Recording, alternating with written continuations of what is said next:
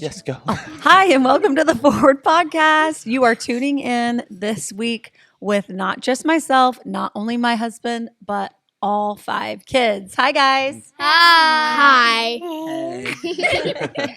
This would be a lot better if you jump on YouTube. You'll be able to see all of our kids. Let's introduce them real quick. Yeah. So we'll start with Tommy. Come here, Tommy. Look out, girls, for just a second.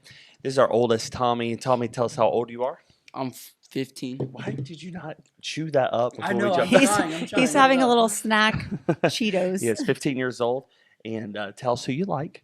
I'm just kidding. Wow. He Jumped jumped right straight in. He's like, oh, I like He it. was going to say it. Tommy, tell us a little bit about your life, kind of what you're into right now.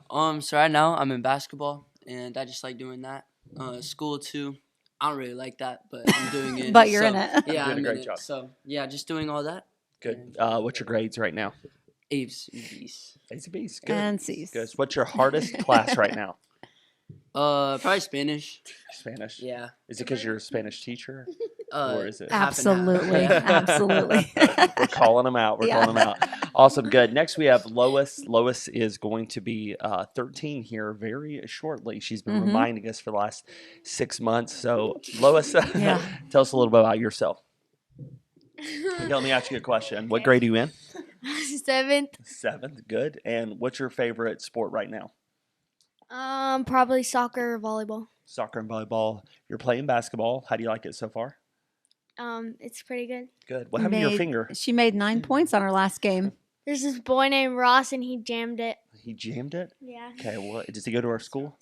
Yeah. All right. We'll get him kicked Expelled. out. We'll get him kicked out shortly. Good. Okay. Next, London, go over to Mom's mic. Go over to London. Mom's Hey, mic. London. London, how old are you? I just turned 11.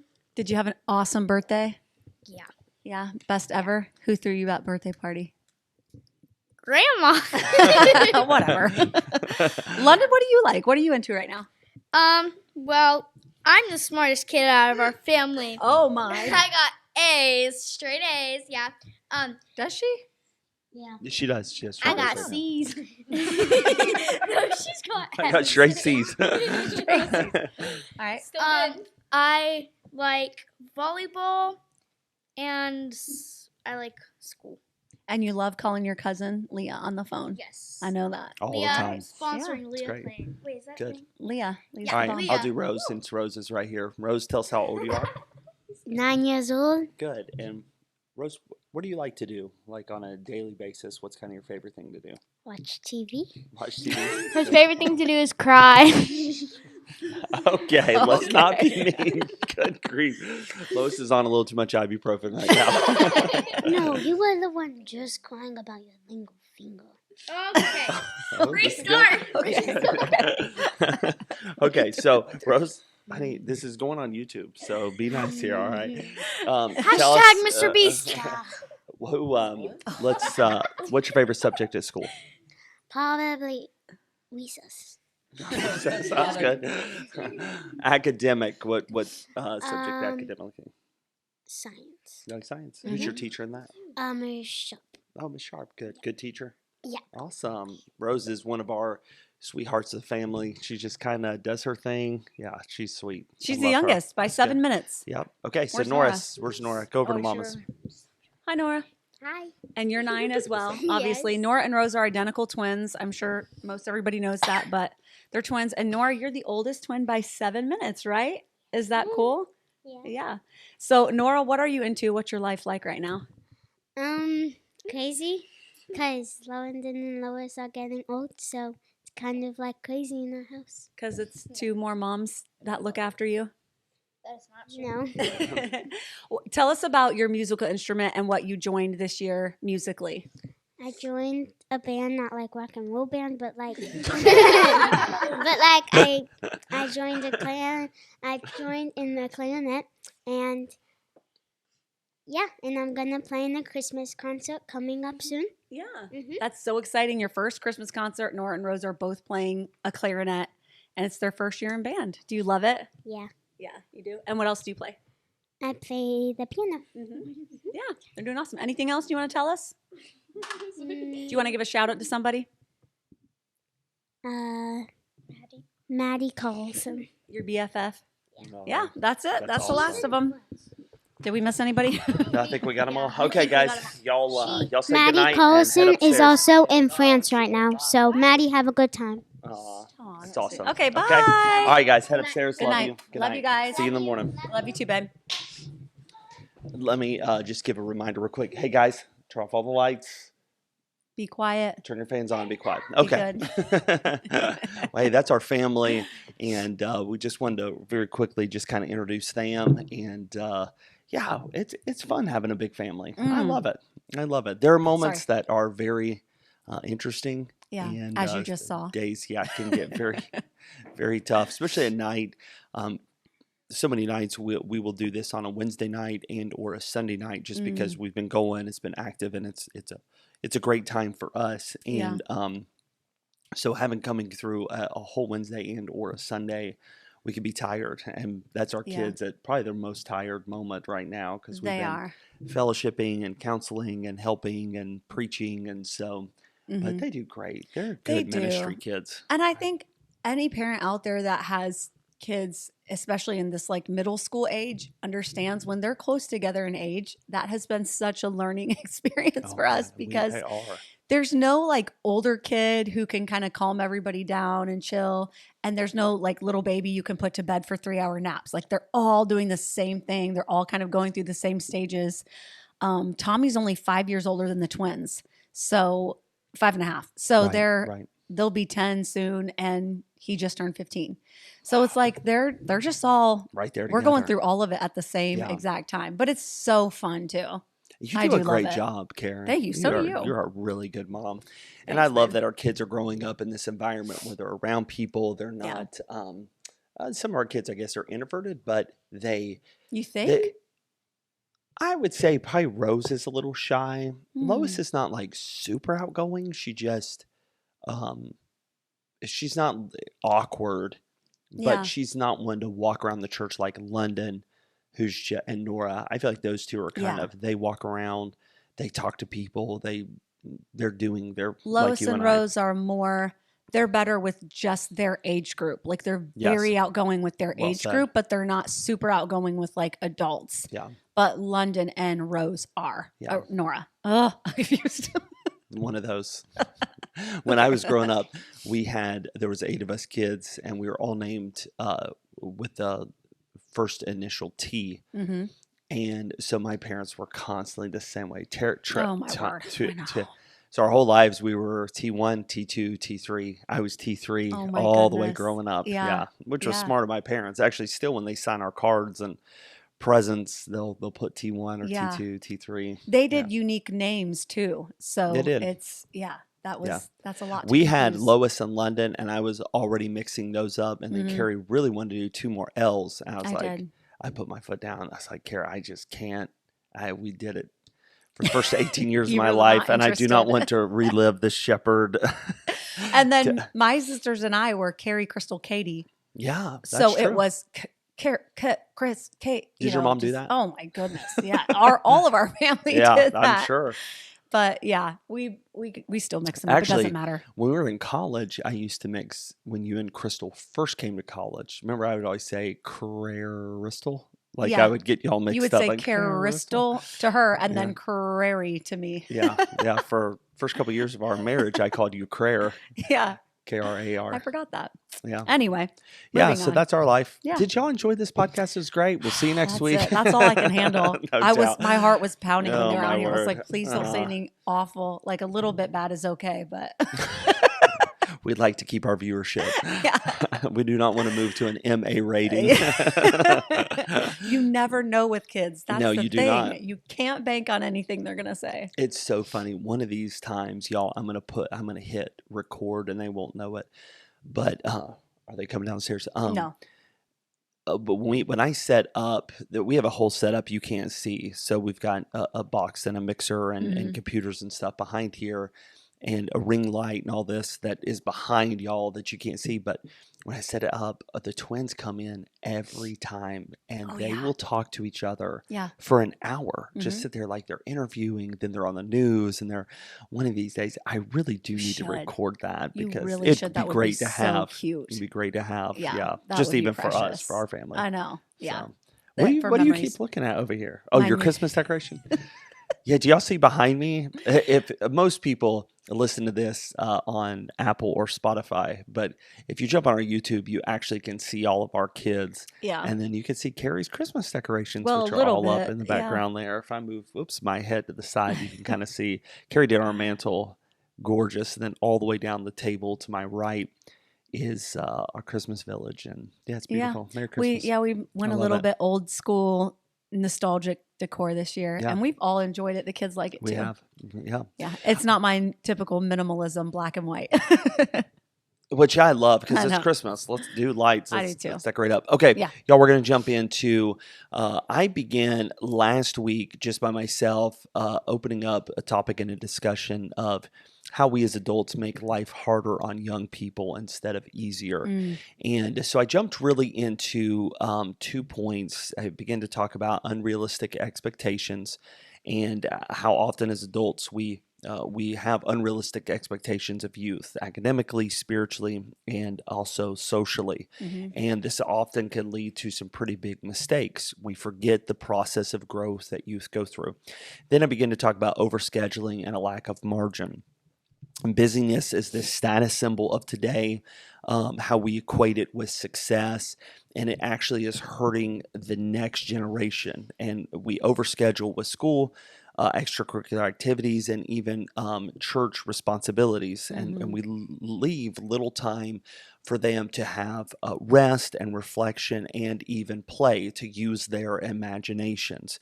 And so I really began to just kind of encourage a healthy balance there, and then also including letting them have time for reflection, reflection on their day, spiritual growth, and how we're going to create intentional spaces for not just programming their mind, but allowing them to have that space to think about what their day has been and Mhm. not just this mindset that we've always been given, oh, idle time is bad time and sin time. And no, actually, kids need lots of rest. Kids actually need to be able to contemplate what has taken place, what's gone on, let their brain kind of reset. So, Mhm. overscheduling and lack of margin. Tonight, we're going to talk about continuing on this, whether we're harming or we're helping.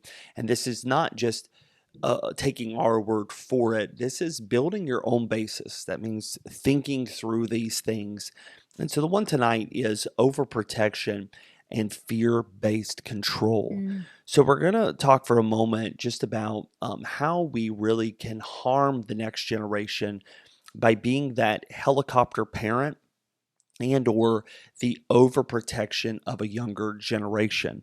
And so while adults want and we desire to protect them from harm, Mm. too much control can hinder their ability to develop independence, decision-making skills, and even resilience that God has created in their life. Mhm. And so when we shelter them too much, we prevent them from learning how to handle challenges on their own.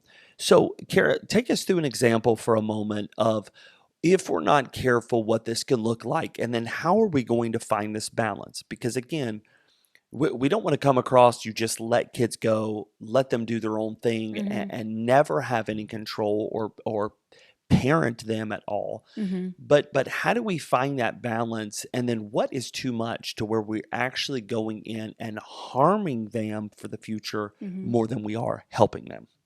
I think a couple things to consider and to remember, as you're allowing your child to discover their independence, is that they're going to get it. They're going to get independence. It's like going through, a kid that goes through puberty. I think parents really dread that and fear that, those awkward conversations and things. But it's something that it's going to happen to every child, to every human being. Yeah. And the same is true with independence. Even with shy kids and more, introverted kids or whatever the case may be, it's going to happen. And I think if a lot of parents just wrap their head around not taking it personally and allowing it to happen in a very natural way, I think it can be a beautiful thing. Mm. Every kid is different. Every child goes through their independent, growth spurts, so to speak, at different times. There's some kids that, are homebodies. They're kind of mama's boys or daddy's girls, and they don't feel really their need for independence until their teen years. And then there's those ones that come out and it's like, day 3 and they're going against the grain, and they're just born very stubborn and very independent. And so I think just keeping a few of those things in mind, like, number 1, it's going to happen. And number 2, it's going to look different for each child. Right. And if you immediately accept those things about parenting, I think it makes the road much smoother. Right. Because you're not fighting it. You're not going against the grain. And then your viewpoint on that can be a very positive thing. And this is such personal experience for me, because I did have a dad who, instead of like waiting for us to become independent and then him fighting it, he pushed us towards independence. Yeah. And as an adult, I see so clearly now some of the things that he did, to kind of grow us as humans. And I'm like, wow, that was really good. Yeah. You don't realize it until you're You a parent don't, yourself. no. But he, instead of like waiting for us and being reactionary and creating this sort of rebellious spirit, he pushed us when we were small to do really hard things. And sometimes it was physically, as small as a game at camp or something that, as a girl, I was like, Dad, I can't, I'm too small, or I can't jump like that. And he would be like, you got this, go. Even if you fail, at least you tried. He was very strong in like pushing us towards independence, so that when we did step outside our box, the first person we wanted to talk to about it was him. Yes. And we wanted to come back to him and say, did I do a good job, or did I do it correctly, or whatever, whether it was singing in front of church or, doing some difficult game, or even academics. I remember he gave me a book report to do one time that was very difficult and gave me a tough subject, kind of above my grade level and all this. Mhm. And I remember really working hard at it. And I Yeah. gave it to him and he was like, it's not that good. He's like, Try again. But he was always pushing me to do better and Right. pushing me to become better. And he was not a micromanager. It was like, you can do this. You do it. You figure it out. You've got this. And Right. so I think so many times if we kind of take the opposite approach of, instead of fighting what's natural and fighting, children in their natural growth development, if we even kind of maybe a little bit early, and I hate to use the word push, but really kind of assist Encourage. them or encourage Mhm. them to begin that, instead of putting them in a position of defense, like I've got this on my own. You're flipping the script and you're leading them and out in front of them. And they're like, I don't know if I can. And the voice in their head for the rest of their life is you saying, Yeah. you got this. You Right. can do it. And I don't feel like that comes as natural maybe for moms as dads. Do you feel like it's a little easier for men to kind For of push sure. your kids? 100%. But y'all have a very, Nurturing. very Yeah, we nurturing want a baby 'em. mindset. Yes. I mean, you're mama bear. Mhm. It's, I believe God has put it inside of you. Yeah. It's very feminine. It's very merciful.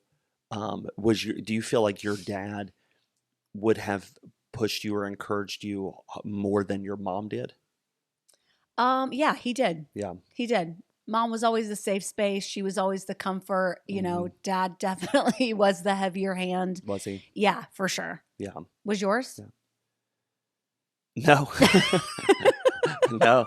I can see that. Yeah, but Dad was gone a lot. Right. Dad is a businessman, and he was building, Royal Healthcare at the time, so it was growing, and he was gone a lot. And so I think Mom had to take on that role. Mhm. That maybe if Dad was there more through the week, he probably would have.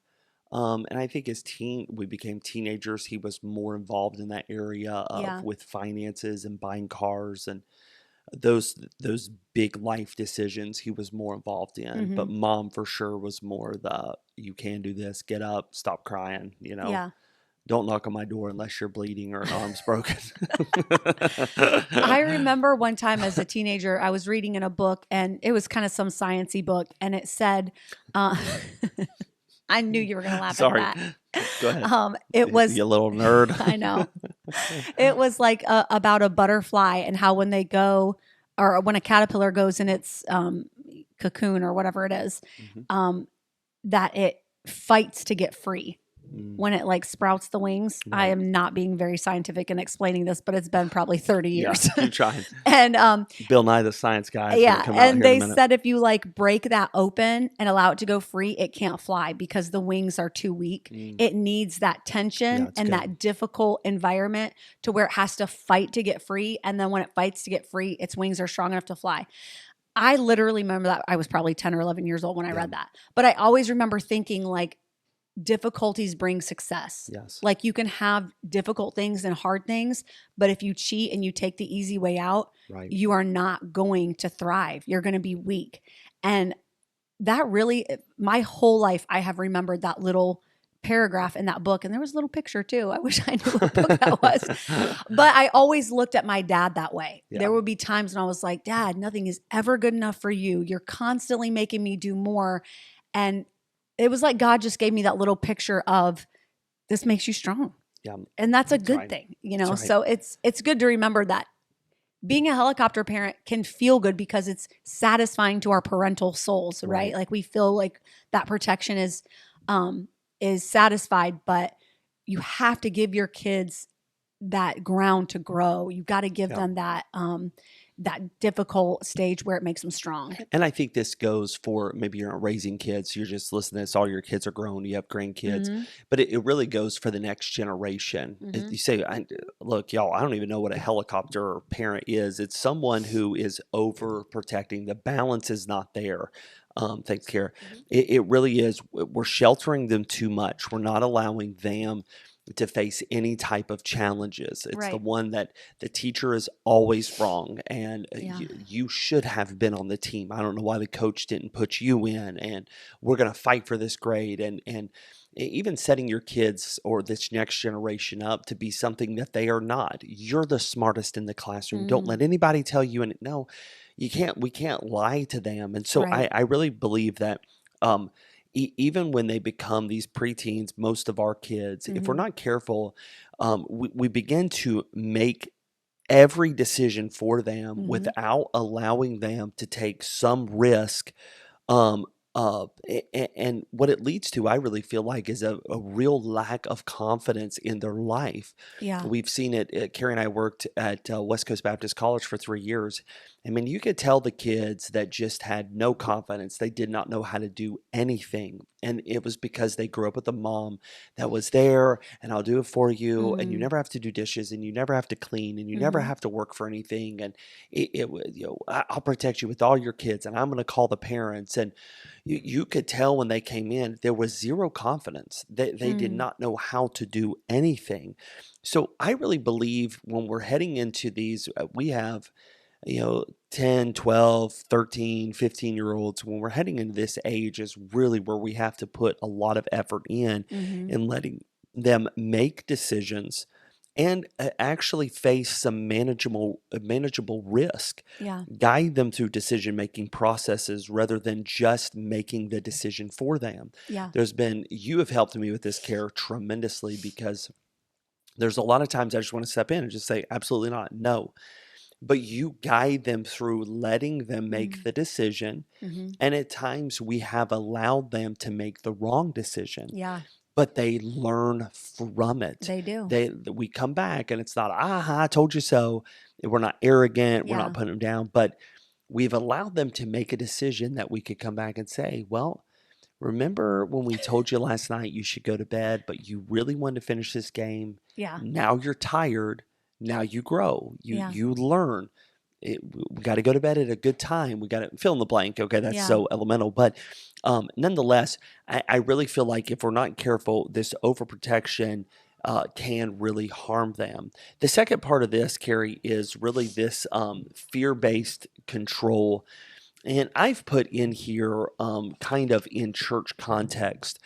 Okay. So I'm putting it like this. Sometimes, even as ministry leaders or youth pastors or people that work with a younger generation, we do this control on them, and it's all fear. It's a fear based. It actually is a subcategory, I believe, of, once again, this helicopter parenting. Mm, We've brought it into a religious context, mm, and we control the next generation out of fear of mhm, sin, fear of failure, fear of secular influence.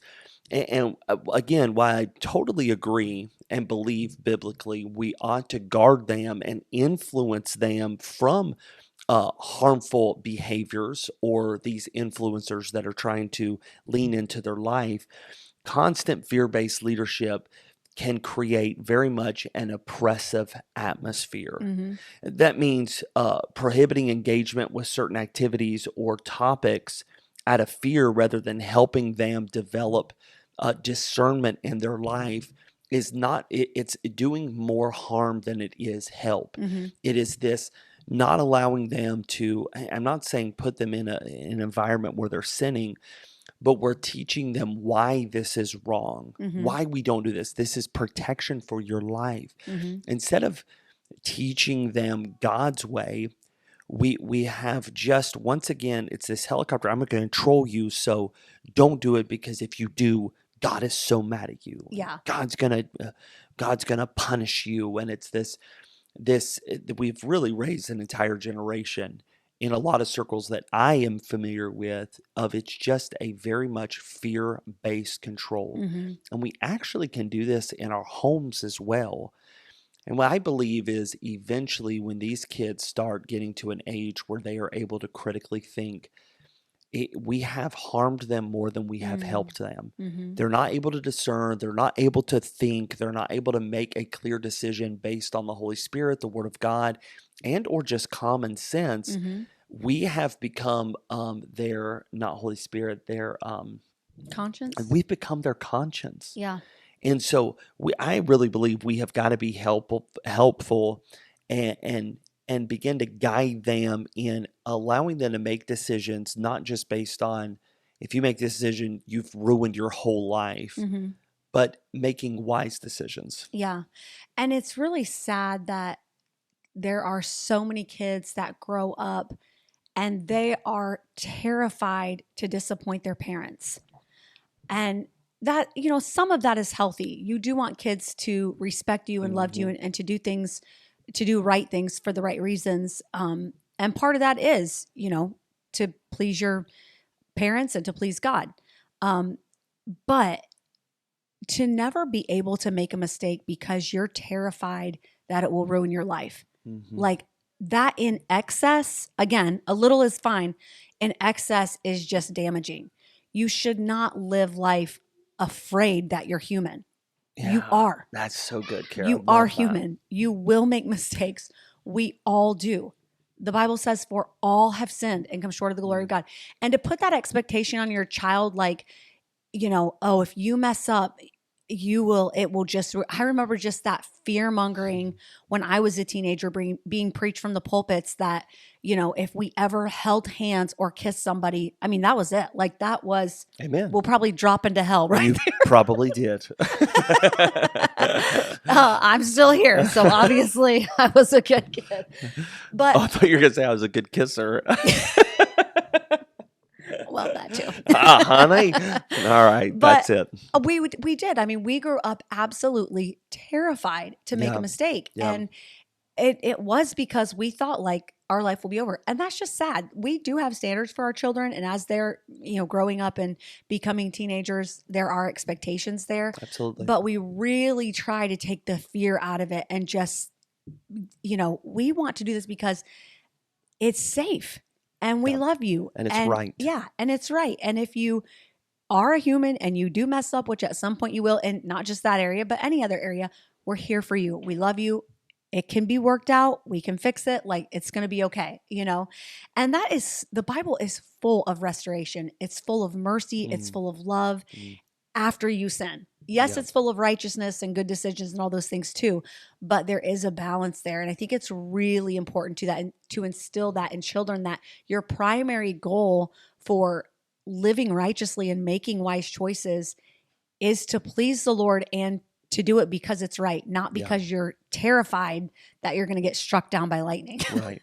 I love this verse. It says, "There is no fear in love, but Mm. perfect love casteth out fear, Mm. because fear hath torment." Proverbs says, "The fear of man bringeth a snare, but whoso putteth his trust in the Lord shall be safe." Mm. What I love about That's good. these verses are, once again, there is a balance. Please don't walk away here and next thing we know, we're getting messages on, oh, then how do you raise your kids? And your kids are going to be reprobates. And we do lay down the law. We do. There are those moments that we have to have heart to hearts with our kids, and there is discipline that has been involved. But it's also a balance that we're allowing them to live. We're allowing them to foster a sense of discernment in their life very early. And now, what I have seen, and again, I'm not the best at this, care, but yeah, just thank God I think you balance me out. But now we find our kids coming to us when they have done wrong. Mm-hmm. They have figured out it's not this, oh my word, I have to hide this and lie until my dying day, because if I tell this, then the fear of what's going to happen to me. No, it's amazing that we have now fostered kids that love Jesus, know what's wrong. The Holy Spirit convicts them, and they'll come and say, "I did do this," or "I Yeah. did say this," or "I was wrong here and I'm sorry." Mm-hmm. And I love that at an Yeah. early age they're figuring this out. Yeah. And once again, there has to be a balance. But if we're not careful, this overprotection and fear-based control really can harm them more than it does help. Yeah. I remember so many times as a kid, my parents were very good at allowing us to make decisions and telling us, here's your two options. Now we're going to let you decide. Mm. But, here's our advice. Here's what we think you should do. And What did you do? I usually went the other way.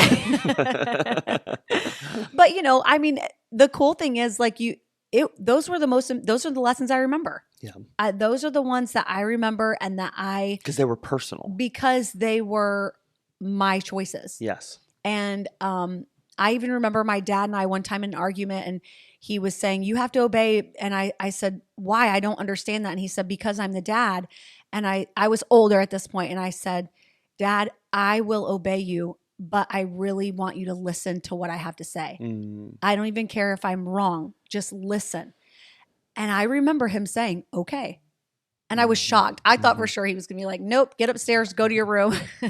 But I was old enough to where he realized, I think at the time, she needs to be heard. And that I still go back to that in my mind. Like, that was so awesome that he really took the time to listen to my that. opinion. And it made me feel like my opinion's valuable. He cares what I think. Yep. And that was an important step in my growth. Yeah. And I do that a lot with our kids. And, I do try to say, "Okay, give me your point of view. And I can't wait to tell you how you're wrong, but just go ahead and give it to me anyway." We'll hear you out. Yeah. But it's just times like that, where you allow a person to become a human being in your presence, where you can guide them. And so often we think it's imposing our will upon them. And we forget God the Father allows us free will. He allows us to make that's good. mistakes. Yet, as parents, so often we do not allow our children to have that same freedom. Right. We do not give that space to be the parent and that, father or mother that say, "You have agency in this." And again, there's balance, not in everything. Right. You got to make sure they're safe and, of the appropriate age. But to say, "You have agency in this decision, and I'm going to let you practice on this one." Mm-hmm. And that's just such a valuable step. It Great. really is. Where do you feel like we gotta shut this conversation down? Where do you feel like for us as parents, because we haven't figured it all out, what do you think? Where's an area we need to work on with our kids? Just one. Oh, I can't. How do Be I narrow easy. this down? Go easy. How do I narrow it down? Don't hurt me. This is definitely applicable to us, but I think it's a broad stroke for our culture right now, is that I don't think kids are hard enough workers. Mm-hmm. I don't, and I don't say that derogatory towards our own children. If anything, it's towards us as parents, but Yeah. we have chores and things like that. I just remember working so much harder when I was a kid. Oh, so did we. Oh, I mean, I remember like doing adult jobs and doing them very well. So do you think, because I think whoever's listening to this is probably saying the same thing. Oh yeah, we had a job at 13 years old and Yeah. we worked the farm and we gathered eggs and we walked uphill to school and Are you talking uphill about Charity? back. Sorry, Charity. So no, why? Because I said, oh, eggs. But you guys had We a did turkey too. farm. We Yeah. did, yeah. Well, turkeys don't lay eggs, but But you had a farm. we did. Like a yes. turkey farm. I just had this funny story. I'll tell you later. No, tell. I can't. No, so do it. anyways, Do it. It will be they funny. said turkeys don't lay eggs. Anyways, Did you think they did when you were a listen, kid? I'll tell you later. So, I think everybody's listening to this is probably saying the same thing. We worked so hard when we were Yeah. young.